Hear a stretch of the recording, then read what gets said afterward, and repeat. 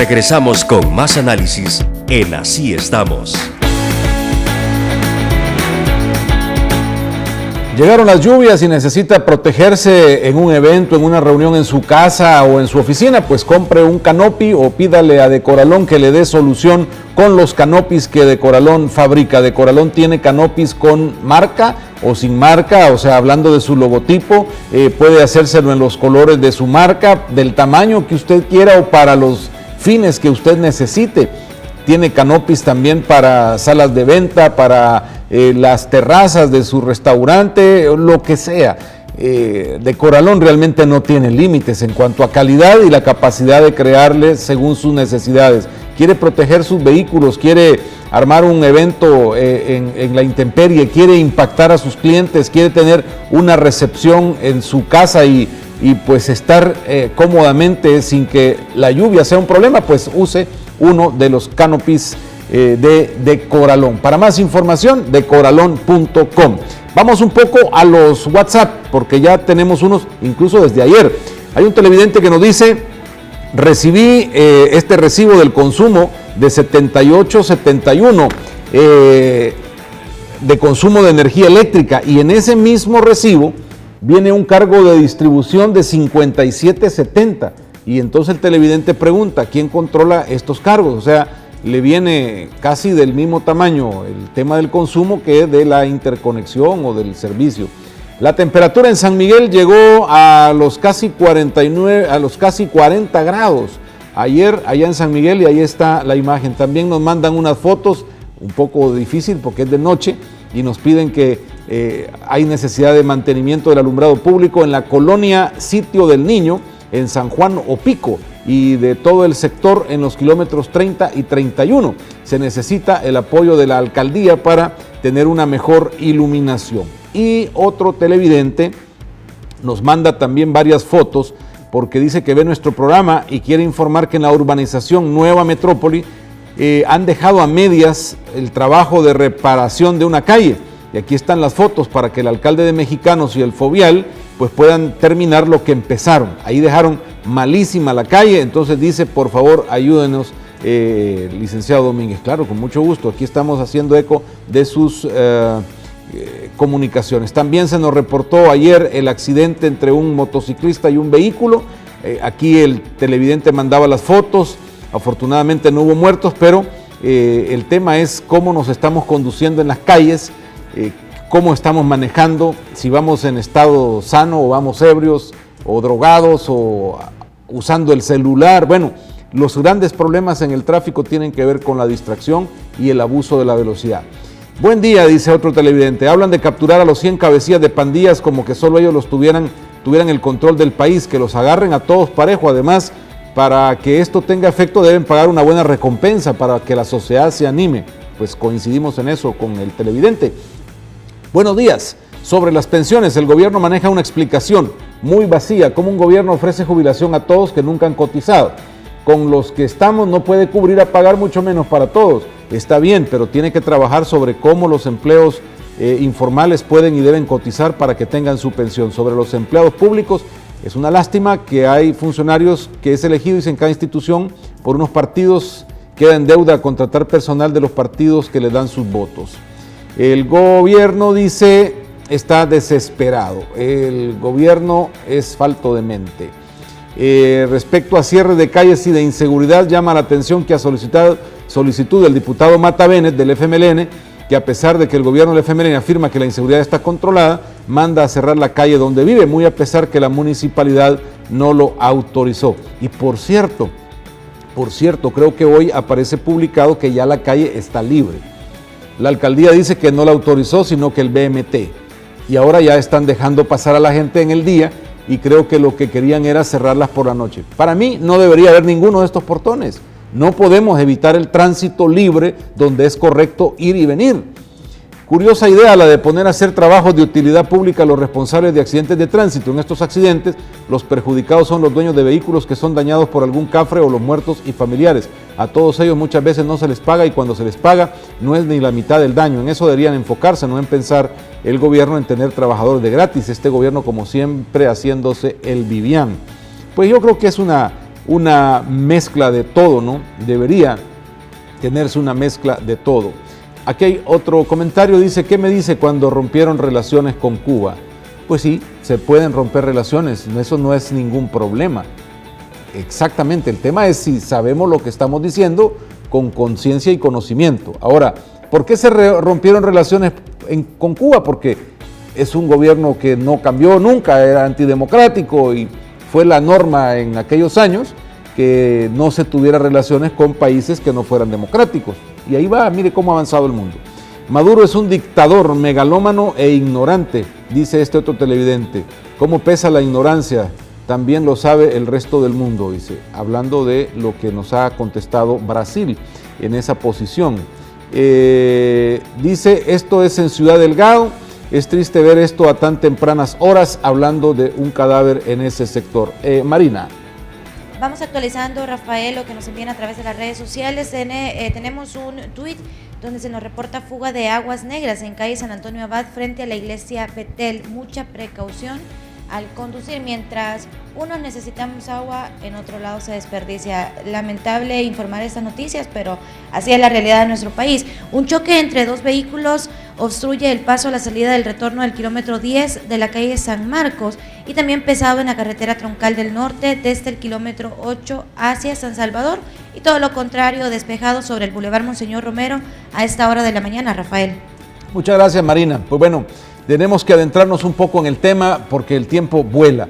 Primero analicemos un poco las condiciones del tema deuda y cómo el tema deuda ya nos está dejando algunos problemas en el país. Sorprende lo que dice el ministro de Hacienda cuando habla de que el país no puede pagar más el escalafón de salud. Esta noticia tiene que ver con el tema de la deuda pública y la capacidad económica que tiene el gobierno. Representantes de sindicatos del sector manifestaron su rechazo a la posibilidad de que se elimine el beneficio. Claro, son beneficios que se hacen políticamente sin tomar en cuenta las capacidades fiscales reales, se dejan a futuro y en el futuro explotan los problemas. El ministro de Hacienda, Carlos Cáceres, aseguró en una entrevista televisiva que el país no puede seguir pagando un escalafón como el que se otorga a los empleados del sector salud y representa incrementos salariales del 8% cada año. Los médicos y el escalafón de salud que van a llegar a costar 50 millones porque es un impuesto que todos los años crece 8%, es un impuesto que crece a tasa de interés compuesto. Es perverso, dice el ministro. Pues bueno, es lo que le han dado y le han prometido al sector salud. El tema es, se prometió en algún momento y ahora no se puede pagar, ¿es porque el sistema es perverso o es porque el dinero lo hemos lanzado a prioridades diferentes y no le hemos dado seguimiento como se debe? Es el mismo tema de las pensiones, porque el gobierno ha tenido dinero para pagar. Antes no se oía de esto y recibía menos dinero el gobierno.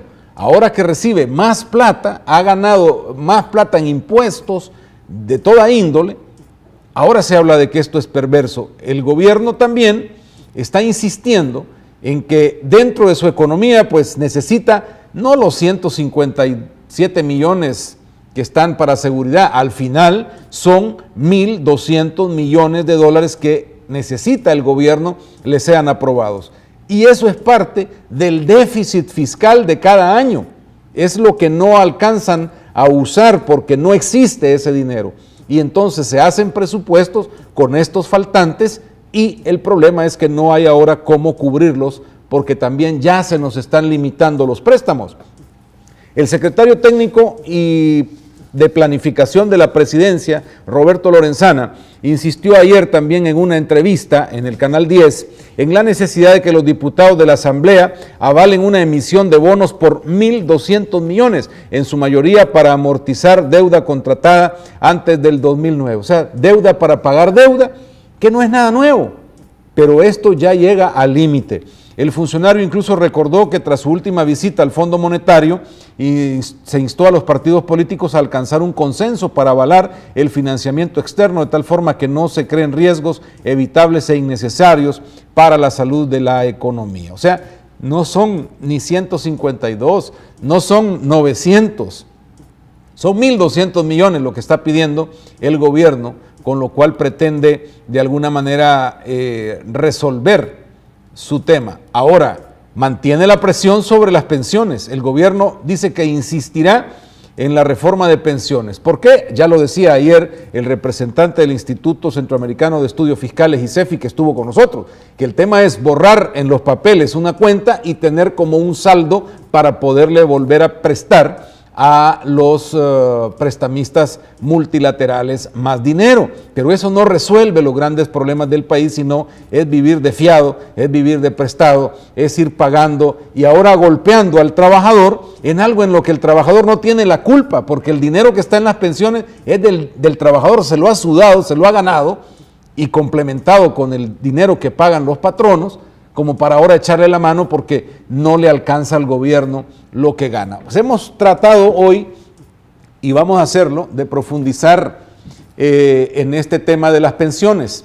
Muy importante el que podamos evaluar lo que pasa detrás de todo esto, porque no es el tema de las pensiones, no es el tema de la infraestructura, es el tema realmente de la deuda pública. Y hay que explicar un poquito sobre esto para que entendamos los ciudadanos qué es la deuda pública, cómo nos afecta y por qué es que estamos donde estamos. Así muy sencillo, recuerde usted que nadie puede gastar más de lo que gana y que la regla clásica es esa: si usted gana un monto, pues usted tiene un ingreso. Entonces ese ingreso, ¿verdad?, representa lo que usted tiene y por otro lado tiene sus gastos, ¿verdad? Así de sencillo, pues usted no puede, en todo caso debería ser lo más igual, ¿no? Lo que ingresa, lo que gasta. La regla de oro es gastar menos para que a usted le sobre, y si le sobra, usted logra un ahorro. Pero cuando no sobra, entonces usted necesita prestar. Y entonces, cuando prestamos dinero, esto ya se convierte en una deuda. Y lo mismo funciona en el país. Estamos acumulando deuda porque nuestros ingresos no cubren los gastos y tenemos que prestar. Hay varias maneras de prestar para un gobierno. Presta a través de, digamos, los organismos internacionales, y en este caso tiene los organismos bilaterales, que es todos los cuerpos diplomáticos, las ayudas de las oficinas de asistencia de otros países que nos prestan o nos ayudan con dinero. También tiene los organismos multilaterales, que aquí es donde entra el Banco Mundial, tiene el Fondo Monetario Internacional, el BESIE, que son organismos de dineros, que son países que ponen dinero para que los pueda prestar a sus miembros. Aquí presta dinero también. Y por último, puede echar mano de las letras del Tesoro, que son préstamos que se colocan en bolsa de valores a cualquier persona que tenga las condiciones para prestarle a un gobierno. El tema es que todas estas cosas ya nos las hemos agotado bastante.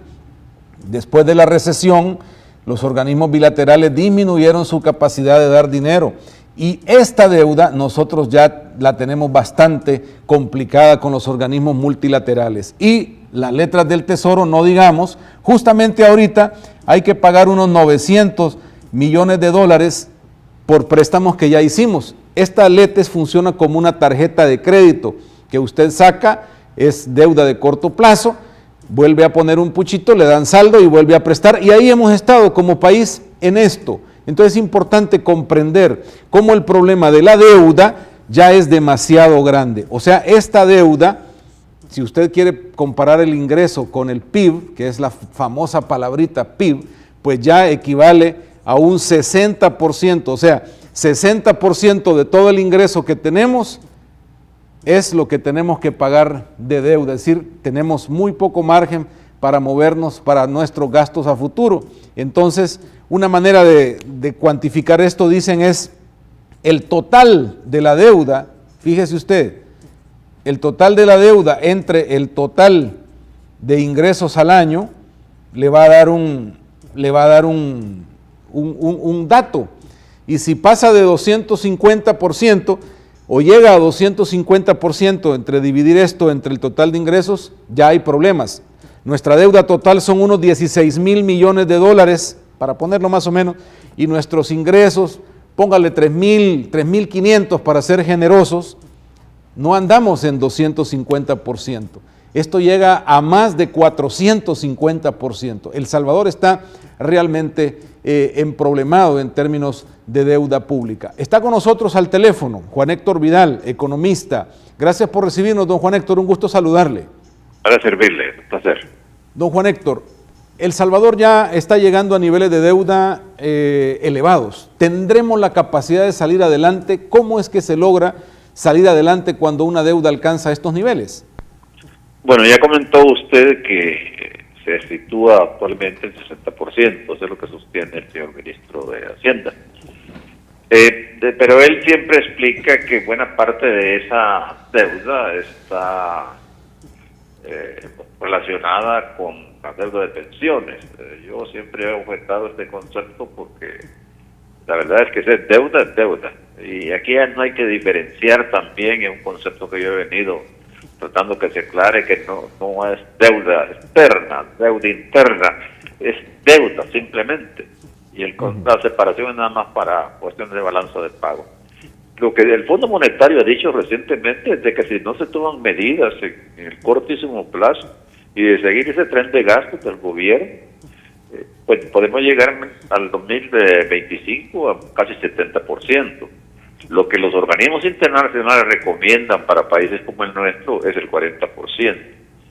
Entonces, realmente estamos excedidos por 20 puntos porcentuales en nuestros compromisos con el exterior y con la deuda interna también, sumando eso de las pensiones. Por eso es que el Fondo Monetario ha recomendado un conjunto de medidas que incluyen tanto acciones en el campo de la tributación como en el caso del gasto. Aquí es donde está el problema, porque generalmente los gobiernos de corte socialista, populista, izquierdista, como le quiera llamar, son muy reacios a tocar los aspectos del gasto. Ellos enfatizan en el gasto social, pero es parte de las estrategias para conquistar voluntades, a veces sin tener los recursos necesarios para hacerle frente. Entonces, yo he oído incluso a la señora presidenta del Congreso decir que, por ejemplo, la palabra austeridad no aparece en el diccionario del FMLN, porque dicen que ese es un concepto neoliberal. Esto es llevar cuestiones técnicas a un extremo que realmente escandalizan. Entonces, hay que, ante la situación precaria que estamos afrontando, definitivamente hay que entrarle al problema de caja ahorita, pero también hay que entrarle a un problema estructural, que es el desequilibrio fundamental en las finanzas públicas. Y ahí es donde creo que va a estar el debate, principalmente en este acercamiento que ha comenzado, ojalá que se mantenga entre la empresa privada, es decir, la NEP, la Comunidad Empresarial y el gobierno.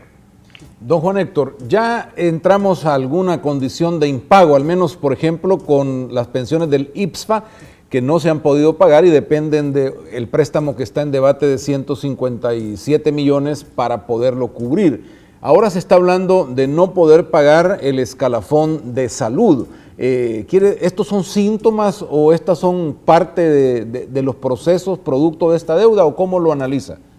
Mire, este es parte del diagnóstico del Fondo Monetario, ¿no? Esos compromisos que adquirieron gobiernos anteriores, por las razones que sean, podían ser legítimas del gremio de maestros o de salud, que también tienen escalafón, ¿no? Pero realmente se plantearon en épocas de que había una cierta flexibilidad y se veía que la economía estaba creciendo. Entonces, es lamentable y que incluso nos hayamos podido dar cuenta desde hace 3 años aproximadamente de que el mismo problema de las pensiones está confrontando el Instituto de la Fuerza Armada, ¿no? Entiendo yo que esos fondos pues los han manejado ellos exclusivamente. ¿En qué invirtieron los recursos? Bueno, tenemos evidencia de que hicieron inversiones no tan rentables, no tan que iban al fortalecimiento de las finanzas de la entidad, ¿verdad? Sino que prácticamente más bien la debilitaron. Y en el caso de los 152 millones, mire, he estado oyendo que ya la Asamblea le ha aprobado más de 668 millones de dólares para algunos de los mismos propósitos. El problema es de que en este caso particular lo que hemos observado es de que la oposición que dice que no todos los de Arena no todos están en desacuerdo. No hay desacuerdo por juzgar por las notas periodísticas. Lo que está exigiendo el principal partido de oposición es que hayan elementos de control del destino de esos recursos, porque ya tenemos referencias frecuentes recientes, que dicen que se han desviado recursos para otras cosas. Sí tenemos el caso, por ejemplo, de los impuestos a la telefonía. Parte de esos recursos iban a fortalecer, digamos, los sistemas de seguridad y se han desviado para otras cosas, para cuestiones educativas, que nadie le va a regatear al Estado recursos para la educación, para la salud, para la seguridad pública, ¿no? Pero hemos llegado a tal punto de desconfianza de que ellos están sugiriendo un mecanismo de control, y esto hay que decirlo claramente, porque hemos perdido confianza a instituciones que deberían de velar por el buen uso de los recursos públicos, como en la Corte de Cuentas. Uno se pregunta, ¿para qué hay que crear una instancia especial para controlar el uso de los recursos? No, para eso está la Corte de Cuentas, pues. Pero como sabemos que esta entidad le ha hecho un flaco favor al país en estas épocas donde se necesita controlar hasta el último centavo. Entonces, ese es otro dilema. Tampoco yo no les doy el beneficio ni siquiera de la duda a los diputados, porque ellos aunque no manejan un presupuesto muy grande dentro del conjunto nacional, han dado una y mil muestras del despilfarro que se da en la Asamblea Legislativa. ¿Por qué le voy a dar yo la confianza a un diputado que no demuestran de que el más mínimo interés y no tiene nada de conciencia respecto a la situación que está en el país? Mire, le iba a preguntar, don Juan Héctor, porque esto de vivir de prestado, pues no es nuevo, ¿verdad? Hemos estado siempre gastando más de lo que ingresa al Estado y complementando con préstamos, y ahora vamos incluso entramos a prestarle a las pensiones y ahora ya no le podemos pagar las pensiones, entonces nos tenemos que quedar hasta con las pensiones, pero es un gobierno que gasta, y no solo sino que esa ha sido la cultura. ¿Cómo frenarlo y qué impactos puede tener frenar esa cultura?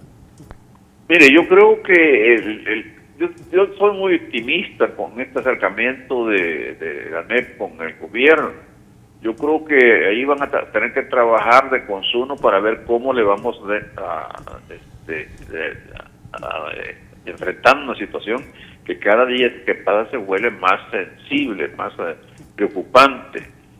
El Salvador tiene un prestigio de bien ganado, de siempre haber honrado sus obligaciones. Lo único antecedente que yo recuerdo fue allí por 1900, si no me equivoco, por 1985, en la época del presidente Duarte, cuando hubo un problema cambiario y el país no tenía reservas, porque en esa época las reservas las manejaba el Banco Central, ¿verdad? Teníamos reservas internacionales porque teníamos política monetaria. En esa época hubo una presa comercial que la tenía que pagar el Banco Central y no eran divisas, no era la deuda tradicional de la que estamos hablando. Pero es que aquí se ha ido, francamente, especialmente en los últimos gobiernos, se ha aumentado casi el 50% desde el 2009 al 2015 la deuda. Y eso es preocupante.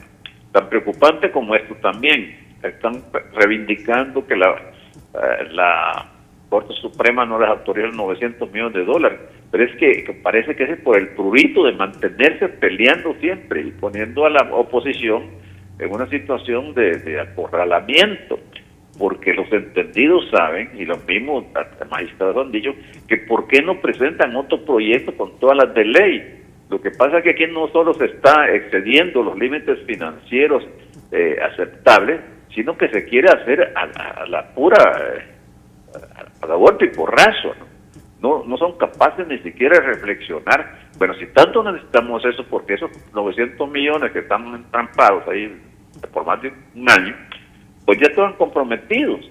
Pero el gobierno se ha sentado y que yo lo que quiero es que me aprueben estos 900 millones. Ya han puesto como niños malcriados. ¿Por qué no hacen un nuevo acuerdo, pero que sea con todas las de ley? Hablan ellos de que son apegados a derecho, pero lo que menos hacen es apegarse a derecho. Nos ven en la cara de tontos a todos los salvadoreños. Pueden estar peleando con los diputados de la oposición, pero mandan muy malos mensajes a la sociedad en general cuando se atrincheran en una decisión, o es esto, porque esto es lo que yo quiero. Y es lo que ha pasado con los 900 millones. Hoy vienen otra demanda a otros préstamos con los 152 millones. Ahí también hay, repetimos, elementos de control que están pidiendo. Los otros 1.200 millones es porque ya están esos bonos o esas letes definitivamente ya están comprometidas con compromisos de corto plazo que tiene el gobierno con sus proveedores, donde gran parte es las pymes, las pequeñas y medianas y hasta microempresas, que se sienten ahogadas, han salido del mercado porque funcionan con recursos muy limitados. Muy bien, y don Juan Héctor. Hay una necesidad de ofrecer servicio al gobierno porque el mercado privado también está deprimido. Muchísimas gracias por acompañarnos, don Juan Héctor, y darnos sus opiniones sobre este tema tan importante. Gracias por ser parte de este esfuerzo de tratar de explorar un poco más temáticas como la deuda pública. Y ya hablaba don Juan Héctor de esta deuda pública y su manejo en el pasado. La deuda pública, por ejemplo, allá por 1978, para tener un ejemplo, en cuanto a deuda pública total sobre exportaciones, era del 0.63%. En 1979 era del 0.4%, en el 81 creció a 1.23%, en 1982 a 1.54%, es decir, que ni cuando teníamos el conflicto armado implicaba destinar tanta cantidad de recursos al estado del financiamiento de la deuda, que alcanzó ahora los niveles que ya hemos estado hablando en los años 90 y no digamos en los años 2000. Diferente es la historia de estos últimos años, donde la deuda se ha incrementado y por ende la economía no es la óptima para mejorar la calidad de vida de los salvadoreños. Durante lo que va del milenio, el nivel de la deuda pública ha sido un factor que propicia vulnerabilidad externa y que afecta el logro del equilibrio macroeconómico. Veamos un balance de las últimas gestiones de los presidentes y su incremento o disminución en la deuda pública durante sus mandatos. Aquí hay un video. Muestra un alza de 1.717 millones de dólares durante la presidencia de Cristiani Burkhardt entre 1989 y 1994. La cifra decreció en la siguiente administración al frente de Armando Calderón Sol durante los años 1994 y 1999. Ahí la deuda pública fue de 726 millones de dólares. El rubro vuelve a tener un aumento importante bajo la gestión del presidente Francisco Flores entre 1999 y 2004. En este periodo la deuda alcanzó los 2.897 millones de dólares. La tendencia al alza se mantuvo tras la administración de Flores y la llegada de Elías Antonio Saca a la silla presidencial entre los años 2004 y 2009, cuando la cifra alcanzó los 3.457 millones de dólares, mientras que el mayor crecimiento de la deuda del sector público no financiero se registró entre junio de 2009 y febrero de 2014, bajo el gobierno de Mauricio Funes. Es un poco para tener las cifras de cómo cada presidencia ha ido incrementando el gasto público a través de deuda. A mayo de 2015 se publicaba sobre el no control de la deuda pública y tampoco la reducción de los gastos del Estado. A un año del presidente Sánchez Serén, como resultado, mostraba un deterioro de las finanzas públicas y dentro de los primeros 12 meses de su mandato, la deuda pública del país se ha incrementado en casi 3.000 millones de dólares y superado el 60% del Producto Interno Bruto. Analizando el incremento de la deuda en el mandato de los últimos presidentes, debemos realizar una pregunta importante y es ¿qué generó este gran aumento de deuda? Ernesto Matos, economista e investigador de la Universidad de Buenos Aires, hacía una reflexión sobre esto y trataba de contestar esta pregunta. Aquí hay otro video. Bueno, esta situación que hay que vincularla justamente con el tema de la fuga de capitales, así como la deuda de Salvador y representa el 60% del PBI, en millones de dólares son casi 15.000 millones de dólares. Y hay una riqueza de salvadoreños en el exterior por más de 11.000 millones de dólares. Esto significa que muchas empresas o clases altas de Salvador han fugado capitales del país. Por eso la proporción de deuda comercial que existe en El Salvador es más del 60% en relación a la deuda que es pública o con organismos bilaterales. Así explicaba este economista el tema del crecimiento de la deuda, o sea, por la fuga de los capitales. ¿Podría ser? Hay preguntas para los economistas al respecto. Está con nosotros el doctor Mario Montesino, jefe del Departamento de Economía de la UCA. Gracias, doctor, por acompañarnos también esta mañana. Buenos días, sí. Sí, me satisface estar aquí participando en su programa. Doctor, ¿por qué nuestro país ha venido teniendo este comportamiento creciente de la deuda pública y parece que es inevitable cada año prestar más y más dinero? Sí, claro, pero es necesario tener en cuenta que esta deuda pública se divide, ¿verdad?, entre el sector público no financiero y el sector público financiero, que son quizás los montos principales que corresponden a la estructura de la deuda pública. Ahora bien, dentro del sector público financiero se incluye la deuda que se está generando como consecuencia del sistema previsional y las dificultades que está teniendo el sistema previsional de El Salvador, el sistema de pensiones. Y pues efectivamente este sector público financiero y la deuda que corresponde a este sector público financiero ha estado creciendo de forma acelerada desde 2010 hasta la fecha.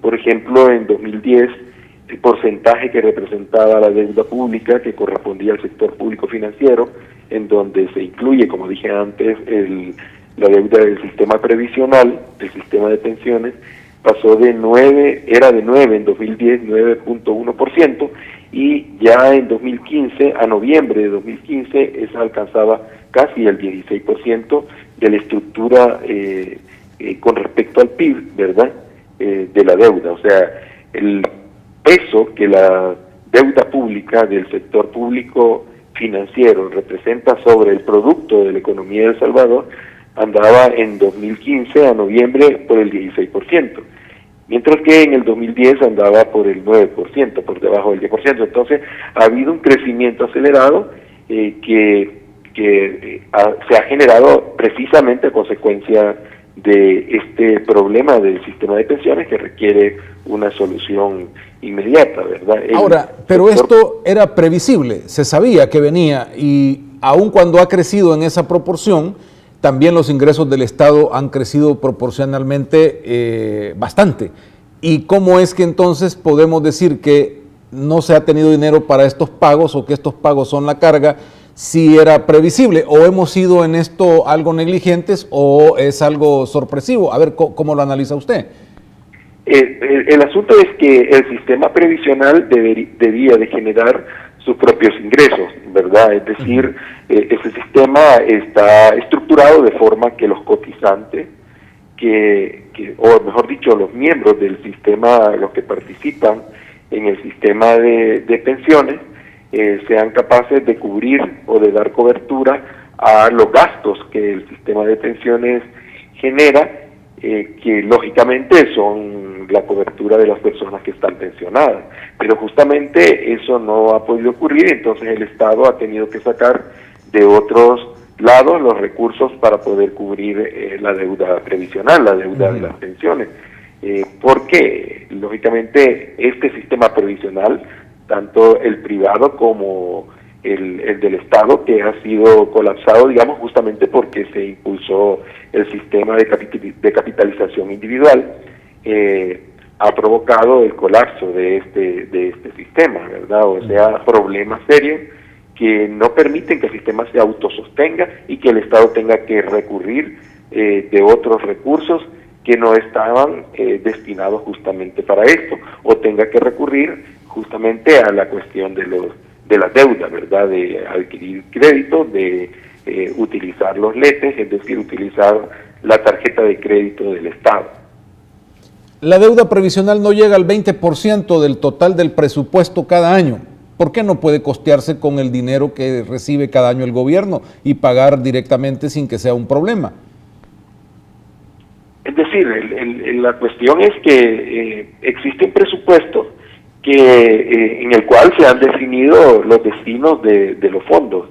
Y claro está que esta situación que ha ocurrido con el sistema previsional, que ha generado el problema en el sector público financiero, es algo imprevisto, porque es un colapso, que es una deficiencia del sistema previsional que no se había, que no se tenía determinada, que no se había proyectado, ¿verdad? Porque la idea con la que se estructura el sistema previsional allá por finales de los años 90 era pues con el fin de que funcionara y que operara, y que las cotizaciones de todos los cotizantes, de todos los que estaban incorporados en el sistema, pudiera cubrir los gastos que genera estos procesos de jubilación, estos procesos de cobertura de las personas que ya están jubiladas, que ya están pensionadas. Entonces, claro, el presupuesto tiende a tener problemas para generar esta cobertura que se pretende que el propio sistema de pensiones lo genere, ¿verdad? Y creo que una de las dificultades es justamente, por un lado, la cantidad de personas de la población económicamente activa que están incluidas en el sistema, que anda ahí por un poco más de un cuarto de la cuarta parte o cerca de la cuarta parte de la población económicamente activa, por un lado, y por otro lado que de esta cuarta parte de población que está incluida en el sistema de pensiones, pues la mayoría no cotizan, ¿verdad? Una buena cantidad o un porcentaje bastante considerable no cotizan, y en consecuencia el sistema tiene dificultades para poder hacer frente a sus obligaciones, y eso ha aumentado la deuda, tiene que cubrirse con deuda del Estado. Doctor, muchísimas gracias por participar, muy amable por sus opiniones, sus análisis sobre esta parte del programa de hoy, hablando de la deuda pública. Por otro lado, han hecho valoraciones también la Fundación para el Desarrollo FUNDE y la Fundación para el Desarrollo Económico y Social FUSADES y el Instituto Centroamericano de Estudios Fiscales ICEFI, que indican que el presupuesto de la nación se elabora también con poca transparencia. Se sobreestiman los ingresos, pues se prevén tasas de crecimiento económico mayores a las que en realidad se pueden lograr, y el desempeño de la economía depende de la recaudación de impuestos. Por otra parte, también se subestiman o no se incluyen ciertos gastos, especialmente en rubros como subsidios y devolución de impuestos. La mala elaboración de un presupuesto amplía entonces el déficit. Las metas de recaudación no se cumplen, dejando gastos presupuestados sin financiar. Y a esto se suman aquellas obligaciones que se subestiman, aumentando los compromisos que no tienen recursos para cumplirse. Según los analistas, esta práctica lleva ya muchos años, y con ella se busca evitar que la aprobación del presupuesto se entrampe en la Asamblea Legislativa, pues presentar un plan de gasto real implicaría aceptar que se necesita aval para deuda. Aprobar el presupuesto requiere mayoría simple en el Congreso. En cambio, para la deuda se necesita mayoría calificada, algo que con la actual composición en la Asamblea la oposición puede bloquear.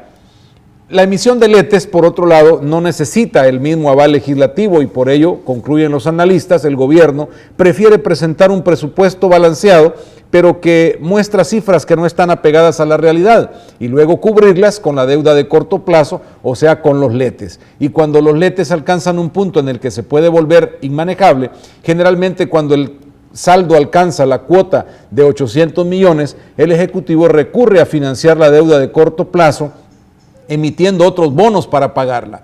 Esta operación son las que más han incrementado el saldo del sistema público no financiero en los últimos años, y según las estadísticas oficiales, pues entonces se ve el aumento en la deuda. Entre 2008 y 2015, el promedio de deuda pública bruta de El Salvador fue la segunda más alta de Latinoamérica, solo superada por Brasil, según los datos presentados por CEPAL, que es la Comisión Económica para América Latina y el Caribe. Según el último dato publicado, la deuda per cápita en El Salvador es de $2.547 por habitante, o sea, cada uno de nosotros que somos salvadoreños debemos $2.547 en concepto de deuda. En 2014 era de $2.004, o sea, ha venido aumentando casi a $500 por año. Entonces tenemos que a raíz del problema de esta deuda, el Fondo Monetario ya hizo alertas sobre este incremento de deuda pública porque pone en riesgo los objetivos de desarrollo para el país, sobre todo porque El Salvador es el país que menos crecimiento económico reporta en Centroamérica. Al respecto, el presidente del Banco Central ha recordado que la última proyección de crecimiento de América Latina es menos 0.5% para 2016. Además, dijo que en la región es observable el menor aporte de factores como la inversión y empleo. Esta es nuestra realidad. Esta es la tendencia de la deuda pública desde el año 2008, para que usted la pueda ver respecto al PIB.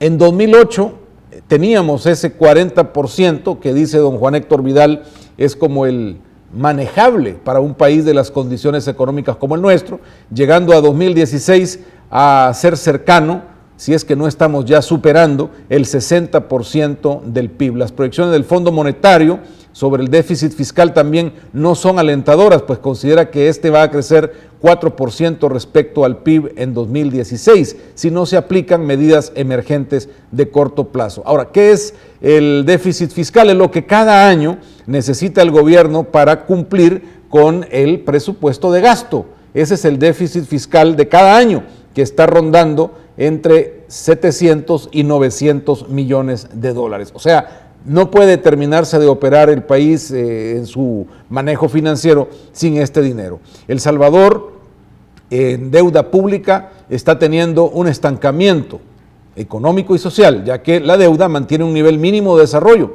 y esto es lo que ha ocasionado que años atrás pues no podamos tener un despegue. Y ahí vienen problemas como el país que es el que tiene más pobreza en América Latina, las bajas proyecciones de crecimiento y el tema del empleo. Observamos que por años se ha venido dando una falla económica que desfavorece el crecimiento del país y esto genera desempleo, pobreza. Y si no hay empleo, esto se profundiza. Y entonces aparece el otro tema, cómo generar empleo para mejorar las mismas finanzas públicas, el crecimiento económico, la generación de impuestos, generación de cotizaciones de las AFP. Pero resulta que en El Salvador no se está generando suficiente empleo. Apenas se habla de 5,000 a 6,000 empleos por año, empleos formales, empleos que cubren todas las necesidades para una persona. Y se necesitan, según los análisis, cerca de 60,000 empleos al año. Y aparece ahora otro término, el término para los ninis, que son los jóvenes, los que están en edad productiva o que deberían aspirar a tener un empleo, pero que no estudian ni trabajan porque no existe el empleo. Aquí hay un video sobre este tema. La falta de empleo y la cultura de dependencia de los jóvenes centroamericanos lleva a que gran parte de ellos no esté trabajando ni tampoco forme parte del sistema educativo de esas naciones. El informe Trabajo Decente y Juventud en América Latina, Políticas para la Nación, elaborado por la Organización Internacional del Trabajo, revela que los jóvenes entre 15 y 24 años no estudian ni trabajan. Honduras tiene la tasa más alta con el 27.5%, seguido por Guatemala con más del 25%. A esa lista le siguen El Salvador con un 24.2% y Panamá con 21%. Nicaragua desciende del 20% y Costa Rica se ubica al final de la tabla con el 17.4%. La OIT destaca que esos números se deben a las condiciones que enfrenta ese sector de la población, ya que los niveles de pobreza en algunos de esos países sobrepasa el 40%. No tenemos el porcentaje más alto en la región, pero crece el porcentaje de ninis, los que no estudian ni trabajan. El problema también de la deuda pública es que estas generaciones son las que deben pagar esa deuda pública. Está con nosotros al teléfono el doctor está con nosotros el doctor Ricardo Córdoba de la Fundación Guillermo Manuel Ungo, quien realizó una investigación profunda sobre este tema de los ninis y lo hizo público hace unos días atrás. Doctor Córdoba, un gusto saludarle, buenos días. Muy buenos días, un gusto saludarle y un gusto saludar a la audiencia. Doctor, analizando el tema de los ninis y que Fundaungo lo pone en la perspectiva para el análisis y la deuda pública, ¿qué es lo que puede pasar a futuro? Porque estos futuros salvadoreños no tienen empleo o no están teniendo el empleo y tienen que enfrentar el pago de esa deuda pública, ¿o cómo lo analizan? Quizás el reto más importante de entender para el país es que estos jóvenes entre 16 y 29 años que no trabajan porque se encuentran desocupados o porque forman parte de la población económicamente inactiva y que no estudian ni asisten a un centro de formación o capacitación, esta es la edad en la que deberían de estar, por un lado, formando sus capacidades en términos de los estudios o haber ya ingresado al mercado laboral.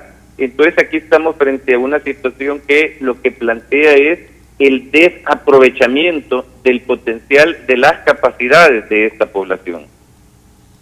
Estos jóvenes, me llama la atención, según el estudio, doctor, sí tienen educación hasta cierto nivel. Correcto, cuando se dice que no estudian ni trabajan, es, dijéramos, al momento en que la encuesta de hogares, que es la base principal de información, realizó el trabajo de campo. Eso no quiere decir que no hayan tenido ningún nivel de escolaridad. Cuando uno mira los datos, estos jóvenes probablemente han tenido distinto nivel de escolaridad. Por lo tanto, el desafío con este segmento que uno mira es identificar cuáles son las barreras que lo llevaron a salir del sistema educativo y qué es lo que desde la política pública se puede hacer para buscar mantener a estos jóvenes dentro del sistema educativo. Ahora, el tema es para amarrarlo a la deuda pública, lo que usted ha mencionado, doctor. ¿Cuánto puede aportar al desarrollo y al logro de educación y empleo de estos jóvenes la inversión pública o las políticas públicas? Pero un país que está altamente endeudado como el nuestro, ¿en qué nivel podríamos decir tiene esa capacidad en este momento? Bueno, aquí hay retos de distinto nivel. Para decir algo, en la medida uno va afinando el análisis, y esa es una de las cosas que se realiza en el estudio, que no es conveniente hablar de este grupo como que fuera una categoría homogénea, sino que en el estudio lo que se encuentra es que al interior de este grupo hay subgrupos o grupos particulares que tienen características específicas. Entonces se identifican básicamente 5 grupos. Quisiera explicar o referirme a uno de ellos, y son 2 subgrupos predominantemente femeninos, en donde no estudian ni trabajan porque se están dedicando a los quehaceres domésticos. Y lo que uno encuentra ahí es que uno de estos grupos sí tiene el mínimo de escolaridad obligatoria, mientras que el otro no. En la medida uno entiende que esa es la razón, entonces los desafíos de política pública tienen que ver con opciones, por ejemplo, de cuidado. Es decir, si queremos que estas jóvenes se incorporen al sistema educativo y algunas de ellas ya tienen un niño, entonces una de las barreras que surge inmediatamente es el cuidado de los niños. Doctor, una última pregunta. Un poco antes el desahogo de esta situación era la migración. Cada vez es más complicado para los salvadoreños salir y encontrar fuera las condiciones para adaptarse o trabajar, y el mercado estadounidense vemos que cada vez es más complicado para esa migración. ¿Qué puede pasar en el corto plazo con toda esta gente que va en aumento, las condiciones de política pública disminuidas por la falta de recursos y ahora también una dificultad para la migración? Pues el reto es que hay cosas que se pueden hacer con este segmento de la población que tiene distintos subgrupos o distintas características, en términos de buscar identificar esas barreras y plantear alternativas. Una de ellas, por ejemplo, tiene que ver con cómo dirigir más específicamente, por ejemplo, las modalidades de educación para quienes de alguna manera ya salieron del rango de edad, las modalidades de educación.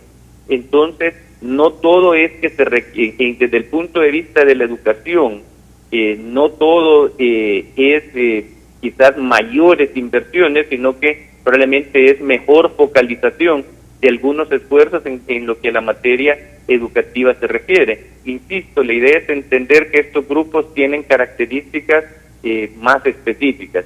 Y en términos del empleo, el gran desafío del país es precisamente cómo generar más empleo y en particular cómo se generan empleos para los jóvenes que recién están ingresando al mercado laboral. Muchísimas gracias, doctor, por colaborar también con este punto valiosísimo en el análisis de deuda pública, de la economía y de cómo cada ciudadano al final también ya está endeudado en esta deuda pública. Solo para cerrar, algunos otros comentarios alrededor de este análisis de los ninis. Contrario a lo que se espera, dice, más de la mitad de ninis se concentra en los departamentos más urbanizados. Entre las razones en que los jóvenes alegaron que no están trabajando, sobre todo está porque se dedican, como decía el doctor Córdoba, a las labores domésticas. Los costos económicos también son un factor importante y también otros factores son, dice acá, las situaciones familiares, los programas educativos para adultos y otras complicaciones que la gente está encontrando para mantenerse en este rubro de no estudio ni trabajo. Pero al final, repito, cómo pagar la deuda pública, que es ahora $2.500 por habitante al finalizar el año 2015 y aumentando para 2016. Un problema que tiene que ver con la generación de empleo, con la capacidad de inversión pública y también con la economía misma que en El Salvador no termina de dinamizarse. Vamos a ir con Marina, luego haremos una pausa y volvemos con sus llamadas y también con sus WhatsApp y apreciaciones sobre áreas o parte de este tema. Marina. Se nos reporta, Rafael, un accidente en San Marcos en el sentido hacia San Salvador. También hay que tener muchísima precaución cuando hay mucho tráfico, ya que el alza de asaltos en medio del tráfico se ha aumentado. Sujetos buscan abordar el auto de la víctima cuando estamos detenidos, así que, como decimos a los salvadoreños, hay que estar buxos a los lados, ver quiénes están a nuestros alrededores, Rafael, para que esta cifra pues nos siga aumentando. También muy lento, tenemos un video muy lento en Soyapango, en la zona del mercado, esto es en el centro de Soyapango, viniendo cuando nos incorporamos por el lado de Unicentro Soyapango y esta zona, así que se complica y vemos el video también. Complicado por vehículo con desperfectos en el Boulevard Venezuela, en el sentido al poniente de Oriente yendo hacia San Salvador, y también pues tenemos más reportes, se nos reportaba también complicado a esta hora de la mañana en Soyapango, y lo decíamos, el hallazgo de un cadáver en el puente Las Mulas, esto en Ciudad Delgado. Rafael, es lo que tenemos en el reporte del tráfico a esta hora de la mañana. Hacemos una pausa y ya volvemos.